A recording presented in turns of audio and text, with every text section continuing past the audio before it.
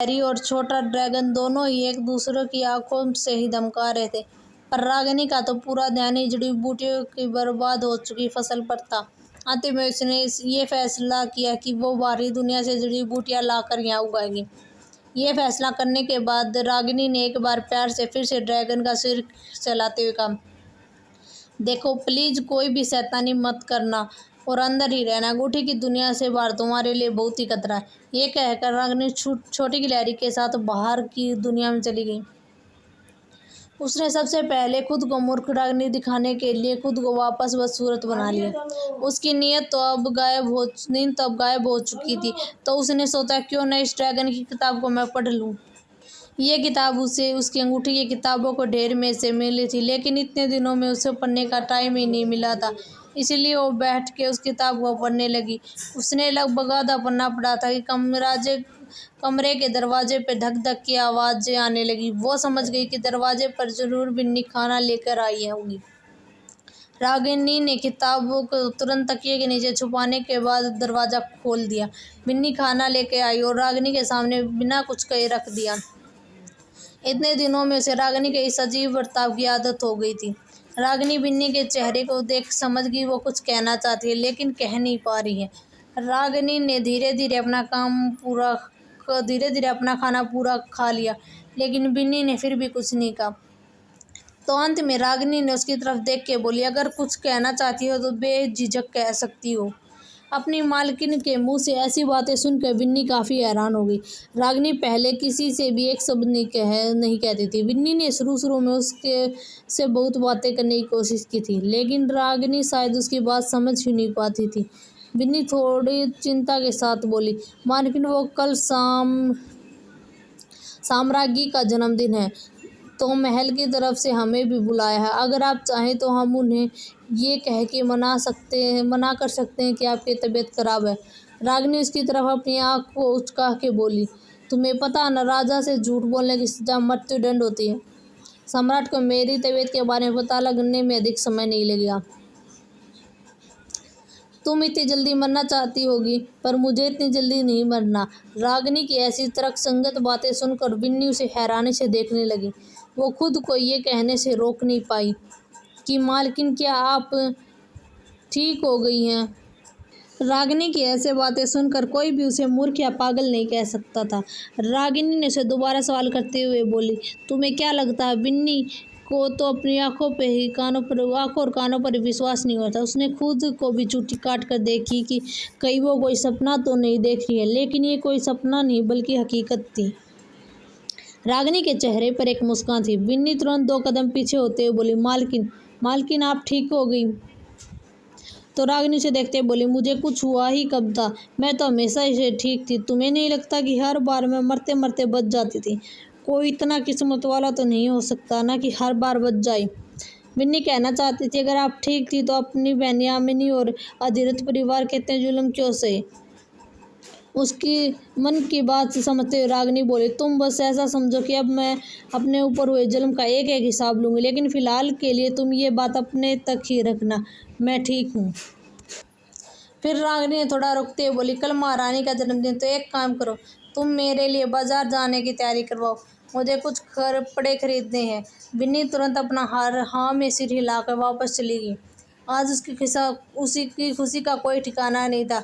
आज उसे पता चला था कि उसकी मालकिन बिल्कुल ही ठीक है। बिन्नी ने तुरंत सभी सेवकों को बाजार जाने के लिए बग्गी का इंतजाम करने के लिए कहा। थोड़ी देर में रागिनी भी बग्गी में बैठ के बिन्नी के साथ निकल गई। दिन के समय बाजार में काफ़ी चहल पहल थी। तभी रागिनी की नज़र एक तस्वीर पे गई। ये उसकी ही लड़के वाले भैंस की पोस्टर से चिपकी हुई थी। सोमन परिवार अभी भी उसकी तलाश में लगा हुआ था। रागिनी मन ही मन वो बोली, अच्छा हुआ मैं उस दिन बाद बाहर नहीं निकली। बिन्नी ने बग्गी हुए कपड़े की दुकान के सामने रुकवाया, फिर रागिनी के साथ बाहर निकल गई। इस बीच रागिनी ने अपनी बिल्कुल मासूम छवि बना ली थी, जैसे कि उसे कुछ समझ ही नहीं।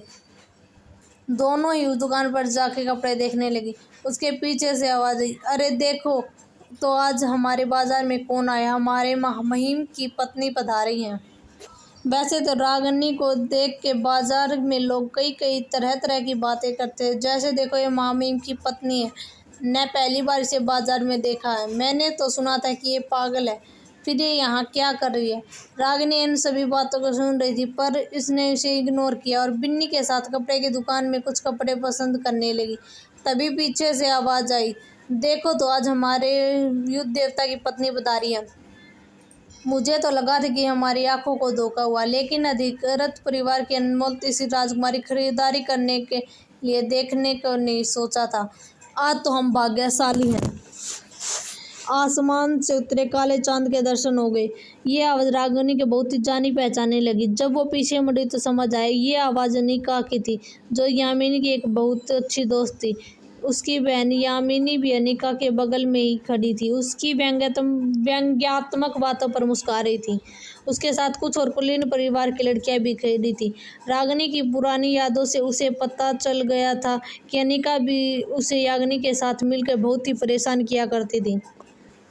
यामिनी ने जब अपनी बदसूरत बहन को देखा तो अपनी दयालुता दिखाते हुए रागिनी आगे खड़ी होगी और अनिका को देखते बोली, अनिका, रागिनी मेरी छोटी बहन है, तुम इसके बारे में ऐसा कैसे बोल सकती हो। फिर रागिनी की तरफ देखते हुए बड़े प्यार से बोली, छोटी बहन, तुम इसकी बातों को बिल्कुल भी बुरा मत मानना। तुम तो जानती हो ना अनिका ऐसी ही है, कुछ भी बोलती रहती, उसकी बातों को नज़रअंदाज करो। रागिनी इन सब का नाटक बड़े ही अच्छे से देख रही थी कि अपनी पिछली ज़िंदगी में भी ऐसे कई लोगों से मिली थी, इसलिए उसे बहुत अच्छे से पता था कि इन जैसे लोगों को कैसे सबक सिखाना। यामिनी अपना नाटक आगे जारी रखते हुए बोली, अगर तुम्हें बाजार आना ही था तो मुझसे कह देती, मैं तुम्हें अपने साथ ले आती। यामिनी मुस्कुरा रही थी, लेकिन रागिनी को पता था कि उसकी मुस्कान ये असली मुस्कान नहीं है। यामिनी ने बिन्नी पे कोई ध्यान नहीं दिया, क्योंकि उसे पूरा ध्यान तो रागिनी पर ही था। फिर वो रागिनी के पसंद किए हुए कपड़ों पर एक नज़र डालते हुए बोली, अच्छा ये छोड़ो, बता तुमने कुछ पसंद किया। फिर एक अच्छी बहन का दिखावा करते हुए बोली, अगर तुम्हें कुछ पसंद किया तुम अपनी बड़ी बहन को बता सकती हो, मैं तुम्हारे लिए ज़रूर खरीद लूँगी। मुझे पता है युद्ध देवता अभी तक साम्राज्य में नहीं लौटे हैं, तुम उस दक्षिणी महल में अकेले ही रह रही हो कर ऊब गई होगी, और तो तुम्हारे पास खर्चे के लिए धन ही नहीं होगा। यामिनी ऐसे बातें कर रही थी जैसे उसे अपनी छोटी बहन पर के लिए बहुत ही दुख हो रहा था, लेकिन वो उसे बातों से ही बात अपमानित कर रही थी।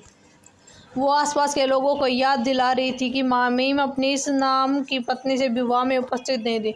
साथ ही साथ विवाह के बाद उसे एक ऐसे ही महल में फेंक दिया जहाँ न तो उसे मामीम की पत्नी होने का सम्मान दिया और ना ही धन। रागिनी भी उसकी बातों को अच्छे से समझ रही थी, लेकिन यामिनी को अब पता नहीं था कि सामने खड़ी ये लड़की वही पुरानी मूर्ख रागिनी नहीं है, तो उसके ऐसे व्यंग्यात्मक शब्दों को सुन रोते हुए भाग जाएगी। उसकी बातों से एक पल के रागिनी की आंखों में ठंडक आई और वो किसी के देखने से पहले ही गायब हो गई। रागिनी ने तुरंत अपनी आँख को वापस पहले जैसा मासूम बना लिया। दुखी होने के बजाय रागिनी अपनी आंखों में मासूमियत और मोटो पर छोटी सी मुस्कान लाते हुए बोली, बड़ी बहन तुम सही कह रही हो, कौन नहीं जानता कि ये विवाह सम्राट के आदेश का कारण हुआ। भला सम्राट के आदेश पूरे साम्राज्य में कौन टाल सकता, उन्हें नाराज करने का जोखिम उठाने की हिम्मत किसमें है। और रही बात धन की, तो विवाह के समय सम्राट और राज परिवार की तरफ से जो भी धन मुझे उपहार के तौर पर मिला था वो तो तुमने और पिताजी ने रख लिए थे। तुमने और पिताजी ने कहा था कि तुम लोग उसका अच्छे से ध्यान रख सकते हो, इसलिए तो मैं कहती हूँ कि तुम मेरी सबसे अच्छी बहन हो। जब तुम्हें पता था मेरे पास धन है नहीं है, तो तुम यहाँ मेरी मदद करने के लिए आ गई हूँ। रागिनी बात करते हुए किसी बच्चे की तरह मासूमियत से मुस्कुरा रही थी। उसकी दो क्रिस्टल आंखें आसमान में किसी तारे की तरह चमक रही थी। भले ही वो काले रंग में पूरी तरह से रंगी हुई थी, लेकिन इसकी मुस्कान जो इतनी प्यारी लग रही थी जैसे वह उसे ही देखते रहो। उसकी मुस्कान बहुत ही आकर्षक लग रही थी। एक पल को तो यामिनी को भी लगा कि आज उसकी ये बहन मुस्कुराते हुए बहुत ही अच्छी लग रही है, लेकिन जब उसने उसकी काली त्वचा को देखा तो जाकर उसे राहत की सांस ली। रागिनी अपनी इसी तथाकथित बड़ी बहन को आसानी से छोड़ने वाली नहीं थी। रागिनी अपनी इस तथाकथित बड़ी बहन को आसानी से छोड़ने वाली नहीं थी। वो मौके पर चौका लगाते हुए बोली, बड़ी बहन, जैसा कि आपने कहा आप मेरी खरीदारी करने में मदद करना चाहती हैं, तो कृपया करके मुझे ये कुछ कपड़े खरीदने में मदद करें। रागिनी ने अपने सारे पसंद किए हुए कपड़े उठाए और उससे ढेर सारे कपड़े जोड़ते हुए दुकानदार को बोली, ये लीजिए, इसे बांध दो, इन सब का पैसा मेरी बड़ी बहन दे देगी। फिर वो यामिनी की तरफ देखते बोली, है ना दीदी। रागिनी की बात सुन के यामिनी की आंखें बाहर आने वाली थी। उसने जो दुकानदार के कपड़े पैक करने का कहा था वे बहुत ही ज़्यादा थे। यामिनी को तो लगा था कि रागिनी उसकी बात रोने लगी या डर के वहाँ से भाग जाएगी। उसने अपने किसी बुरे सपने में भी नहीं सोचा था कि वो उसकी बात को उसमें ही फंसा देगी। उसने इतने सारे लोगों के सामने रागिनी को कहा था कि वो जो चाहे खरीद सकती है, तो अब यामिनी किसी भी हालत में अपनी बातों से पीछे नहीं हट सकती थी। उसने दांत पीसते हुए रागिनी के पसंद किए हुए सारे कपड़ों का भुगतान किया और उसे भुगतान करता देख रागिनी के ने प्यार से मुस्कुराते बोली, धन्यवाद बड़ी बहन। अगर अगली बार मुझे कुछ खरीदना हो तो मैं आपको ज़रूर बताऊंगी। रागिनी ने उन कपड़ों को बिन्नी से उठाने का इशारा किया और दोनों ही दुकान से निकल गई। रागिनी ने एक बार भी मुड़कर पीछे यामिनी की तरफ नहीं देखा। यामिनी को अपनी कही हुई बातों पर अफसोस हो रहा था, पर वो कहते हैं ना, इस दुनिया में अफसोस की कोई दवा नहीं है। दुकान के बाहर कोई और भी था जो इस पूरी घटनाक्रम को देख रहा था। उसने जाती हुई रागिनी को देखकर खुद से कहा, अधिरथ परिवार, तीसरी बेवकूफ राजकुमारी। काफ़ी दिलचस्प है। राजकुमार, आपने कुछ कहा? उसके सेवक ने उसके सवाल पूछा। फिर राजकुमार अपने पहले सवाल पूछे जाने से सेवक को एक नजर डाली, फिर अपने हाथ में पकड़े लाल पंखे से हाथ हिलाते हुए जवाब दिया, नहीं, चलो यहाँ से चलते हैं। वे दोनों सेवक और राजकुमार वहाँ से चले गए। रागिनी और बिन्नी भी वहाँ से दक्षिणी महल में वापस लौट आई। बिन्नी तो रागिनी को घूर घूर कर देख रही थी। वो आज बहुत ज़्यादा खुश थी। आज तक किसी ने भी यामिनी का फ़ायदा नहीं उठाया था। वो ही सबका फ़ायदा उठाया करती थी, लेकिन रागिनी ने आज उसकी बातों में उसे फंसा कर सारे कपड़ों का भुगतान करवाया था। वो अपने आप को इस तरह घूरते देख रागिनी बोली, बस भी करो बिन्नी, अब कितना घूरोगी मुझे। बिन्नी खुश होते हुए बोली, मालकिन, मैं आपको बता नहीं सकती मैं कितनी ज़्यादा खुश हो रही हूँ आपको ऐसे ही ठीक देखकर। उसका मन तो खुशी से नाचने का कर रहा था। वो चहकते हुए बोली, मालकिन, आप ठीक ही नहीं बल्कि आप तो बहुत समझदार भी होगी। फिर थोड़ा सीरियस होते हुए पूछी, मालकिन, अगर आप ठीक थी तो आप हमेशा अतिरथ परिवार के जुल्मों को क्यों सहती थी? तो रागिनी उसकी बात सुनकर बोली, क्योंकि मुझे उस परिवार में किसी तरह बाहर निकलना था जो कि अब हो गए, इसलिए मुझे उनके जुल्मों को सहने की कोई आवश्यकता नहीं है। अब रागिनी से सच तो बता नहीं सकती थी कि पहले इस शरीर में कोई और था। वैसे भी ये शरीर असल में उसका ही था, तो ये जिंदगी उसकी थी, तो इस जिंदगी को सुधारने की जिम्मेदारी भी रागिनी ही की थी। रागिनी अपने ख्यालों से बाहर आते हुए बोली, अच्छा ठीक है, अब तुम जाओ, मुझे नींद आ रही है, मुझे सोना है। रागिनी की यह बात सुनकर बिन्नी वहाँ से चली गई। लेकिन मन ही मन बोली, मालकिन, जब आप ठीक हुई हैं बहुत सोने लगी है, पर मुझे क्या, कम से कम अब मेरी मालकिन कोई धमका तो नहीं सकता। बिन्नी के जाने के बाद तुरंत बाद रागिनी ने अपना दरवाज़ा बंद किया, फिर अपने अलमारी में खुद ढूंढने लगी। थोड़ी देर बाद उसके हाथ में एक लकड़ी का बक्सा था। जब उसने इस बक्से को खोला तो इसमें ब्रेसलेट टाइप का कुछ पहनने के लिए था। रागिनी ने उसे निकाल कर अपने हाथ में पहन लिया, फिर उस ब्रेसलेट को अपने हाथों में देखते हुए बोली, अब कोई भी मेरी शक्ति के स्तर के बारे में पता नहीं लगा पाएगा।